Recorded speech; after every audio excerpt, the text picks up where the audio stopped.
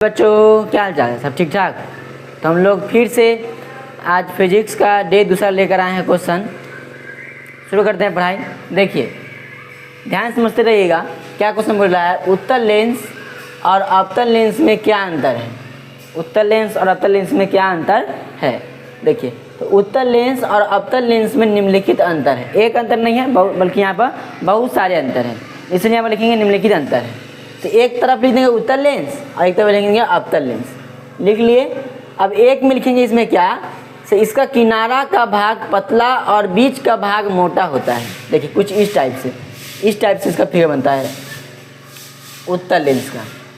देखिए तो किनारा का भाग है जो, देखिए किनारा का भाग पतला है कि ना, तो इसीलिए लिखा गया यहाँ पर से उत्तल लेंस में किनारा का भाग पतला होता है और बीच का भाग मोटा होता है। बीच का भाग क्या होता है, मोटा होता है। ठीक है, आ जाते हैं अवतल लेंस में। तो इसका किनारा का भाग ये ऐसा होता है, अवतल लेंस ए टाइप में ऐसे होता है। इसका किनारा का भाग मोटा रहेगा और यह जो बीच का भाग क्या होगा, पतला होगा। ठीक, आगे देखिए। तो हम लोग एक नंबर हो गया। अवतल लेंस में किनारा का भाग पतला और बीच का भाग मोटा होता है, जबकि अवतल लेंस में इसका किनारा का भाग मोटा और बीच का भाग पतला होता है। आगे आते हैं। इसमें वस्तु का प्रतिबिंब हमेशा बड़ा बनता है। जैसे कि मान लीजिए अगर उत्तल लेंस में आते हैं, अगर यहाँ पर मान लीजिए कोई छोटा लड़का यहाँ पर है, इतना छोटा लड़का, तो अगर वही देखेंगे अवतल लेंस उत्तल लेंस में इधर, तो इसमें बड़ा बनता है। ठीक है, बड़ा बनता है उत्तल लेंस में। और आगे आते हैं। इसमें वस्तु का और इसमें क्या होता है, इसमें वस्तु का प्रतिबिंब छोटा बनता है। क्या बनता है, छोटा बनता है जो है उसे छोटा बनता है। ठीक, आगे देखिए। इसमें वास्तविक और काल्पनिक दोनों प्रतिबिंब बनता है। इसमें जो है ना, इसमें कभी कभी वास्तविक मतलब असलियत वाला प्रतिबिंब मतलब परछाई फोटो, ठीक है, और काल्पनिक और कभी कभी बनाया हुआ भी बनता है।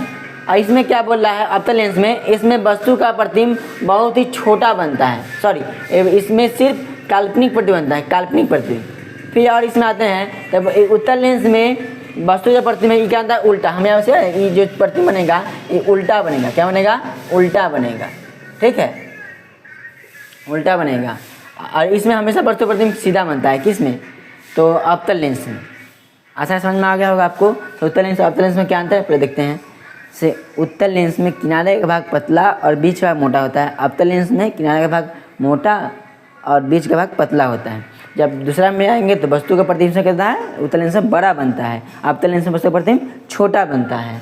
आगे इसमें जो वस्तु जो प्रतिबिंब होगा वह वास्तविक और काल्पनिक बनेगा और अवतल लेंस में सिर्फ काल्पनिक बनेगा। उत्तल लेंस में वस्तु प्रतिबिंब उल्टा बनता है और अवतल लेंस में वस्तु प्रतिबिंब सीधा बनता है। ठीक है, तो इस तरह से हम लोग लिख के अपना आंसर पूरा कर सकते हैं। चलिए अगला क्वेश्चन देखते हैं। एक गोलीय दर्पण की फोकस दूरी, तो हम फोकस दूरी को अपना तरह से मान लेते हैं एफ। क्या मानते हैं, एफ। और वक्रता त्रिज्या इसको मान लेते हैं हम लोग आर। क्या मानते हैं, आर। ठीक है, तो बोल रहा है फोकस का मान दे रहे यहाँ पर 10 सेंटीमीटर। ठीक है, तो कर रहा है आर बराबर वाट, यही क्वेश्चन कर रहा है, समझिए। तो यहाँ पर मान लीजिए गोलीय दर्पण है, गोलीय दर्पण ले लिए। इसका फोकस दूरी हम यहाँ से लाइट मारे तो ये पूरा हुआ, तो इसका पूरा है सेंटर कितना, 10 सेंटीमीटर। कितना है, 10 सेंटीमीटर। तो वक्रता त्रिज्या कर रहा है, तो निकालेंगे आर होता है फॉर्मूला कहता है f/2 यानी फोकस का कितना हम लोग को दिया है 10, तो 10/2 कट जाएगा, 2 × 5 = 10, यानी कि आर का मान कितना है निकल गया, तो 5 सेंटीमीटर। तो हम लोग इनसे क्या आ जाएगा 5 सेंटीमीटर, यानी कितना मान कितना होगा 5 सेंटीमीटर। ठीक है, और आ जाते हैं। एक गोलीय दर्पण की वक्रता त्रिज्या, देख गोलीय दर्पण बना लेते हैं। ई वाला मान दिया है, इनमें उल्टा दिया है, इसका मान दिया कितना 20। कितना दिया है 20। तो इसकी फोकस दूरी ज्ञात करें, यानी कि ई पूरा मान क्या होगा, तो 20 है ना, 20 है ना, 40 ना होगा, तो लिखेंगे आर बराबर 20। एफ बराबर हो जाएगा हम लोगों का यहाँ 2r, तो हो जाएगा एफ बराबर 2 × 20, यानी कि फोकस का मान कितना 20 × 40। ठीक है, तो ऐसे हम लोग बना सकते हैं आगे का मैथ। ऐसा अगर क्वेश्चन है तो हम लोग दाल के भात दाल नहीं करेंगे, बल्कि उसको अच्छा से सटीक तरह से सॉल्व करेंगे। ठीक है, तो और आगे देखते हैं। चलिए आगे देखते हैं हम लोग 4 नंबर क्वेश्चन क्या है यहाँ पर। उत्तल लेंस को अभिसारी लेंस क्यों कहते हैं। देखिए, जब प्रकाश उत्तल लेंस पर टकराती है, ये हमारा उत्तल लेंस का फिगर बना हुआ है। ठीक है, और यहाँ पर ये प्रकाश है। ठीक है, तो जब प्रकाश उत्तल लेंस पर पड़ती है, तो किरणें अभिसरित हो जाती है, माने कि वह जो किरणें है एक जगह जमा हो जाती है, एक जगह जमा हो जाती है। यह सिर्फ देखने उत्तल लेंस में ही देखने को मिलता है, इसीलिए हम इसे बोलते हैं, इसी कारण से इसे हम अभिसारी लेंस भी कहते हैं। ठीक है, ये हम लोग का फिगर हो गया, यहाँ पे आंसर हो गया। ठीक है, क्योंकि इसमें जब उत्तल लेंस में जब किरण पड़ता है ना तो क्या करता है, यह अभिसरित करती है, किरण को क्या करती है, अभिसरित करती है, एक जगह जमा करती है यहाँ पे, तो इसीलिए बोलते हैं इसको अभिसारी लेंस। ठीक है, आगे पढ़ लेते हैं हम लोग। अवतल लेंस को अपसारी लेंस क्यों कहते हैं? अवतल लेंस को अपसारी लेंस क्यों कहते हैं? देखिए, जब प्रकाश अवतल लेंस पर पड़ती है, किस पे पड़ती है, अवतल लेंस पे, ये हमारा क्या है, अवतल लेंस है, तो अवतल लेंस पे पड़ती है तो किरणें अपसरित, अपसरित मतलब कहता है बिखर जाना। ठीक है, तो जब यहाँ किरणें जो पड़ रहा है, देखिए यहाँ पे किरण जो जब पड़ रहा है ये बिखर रहा है, क्या रहा है, बिखर रहा है, ये सब किरणें ना आपस में बिखरेंगी, तो इसी कारण से बोलते हैं अपसारी लेंस। ऐसे दाल के भात दाल नहीं करना है। ठीक है, याद कर लीजिएगा, उत्तल लेंस को अभिसारी और अवतल लेंस को अपसारी। ठीक है, अवतल लेंस को अपसारी और उत्तल लेंस को अभिसारी लेंस कहते हैं। क्यों कल समझ में आ गया होगा आपको।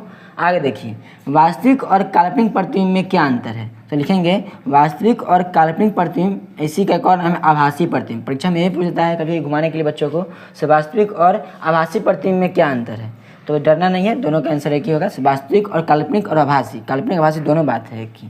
तो काल्पनिक आभासी प्रतिबिंब में निम्नलिखित अंतर है, तो एक तरफ लिखेंगे वास्तविक प्रतिबिंब, आप परीक्षा में अगर आभासी लिखा तो आभासी लिखेंगे, अगर परीक्षा में काल्पनिक लिखा तो काल्पनिक लिखेंगे। ठीक है, तो यहाँ पर हम लोग क्वेश्चन पूछा है काल्पनिक, तो हम काल्पनिक दिए हैं। ठीक है, अब एक में देखते हैं, तो यहाँ पर क्या बोला, किसी बिंदु से आने वाली प्रकाश किरण, माने कोई बिंदु यहाँ से प्रकाश किरण आ रहा है, तो आने वाली प्रकाश किरण परावर्तन के बाद, फिर परावर्तन के बाद उसी बिंदु पर लौटती है, उसी बिंदु पर लौटती है, परावर्तन के बाद जिस बिंदु पर मिलती है वह बिंदु पहले बिंदु का वास्तविक प्रतिबिंब होता है। लौटते हैं ना, तो ये जो बिंदु बना इसी को बोलते हैं हम लोग वास्तविक प्रतिबिंब। क्या बोलते हैं, वास्तविक प्रतिबिंब। आगे देखिए, किसी बिंदु से आने वाली प्रकाश किरणें परावर्तन के बाद जिस बिंदु पर मिलती हुई प्रतीत होती है, लगा सा मिल रहा है लेकिन मिलेगा नहीं, उसे हम बोलेंगे काल्पनिक प्रतिबिंब।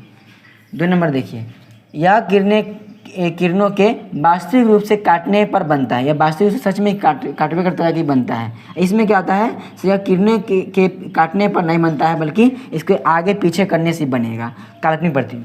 आगे आते हैं फिर 3 में, वास्तविक प्रतिबिंब में यह सदैव उल्टा बनता है, यानी कि यह हमेशा, इसका प्रतिबिंब हमेशा उल्टा बनेगा, उल्टा में फिगर बनेगा। जैसे अगर यहाँ पर कोई आदमी है, इधर मुँह ऊपर में है तो में नीचे में बनेगा। ठीक है, और इसमें क्या होता है, इसमें यह प्रतिबिंब जो है हमेशा सीधा बनता है, जैसा इधर है वैसा ही उधर ही बनेगा। ठीक है, आगे आते हैं, वास्तविक प्रतिबिंब का जो है इसको हम पर्दे पर प्राप्त कर सकते हैं, जबकि काल्पनिक प्रतिबिंब को हम पर्दे पर प्राप्त नहीं कर सकते हैं। चलिए आगे देखते हैं।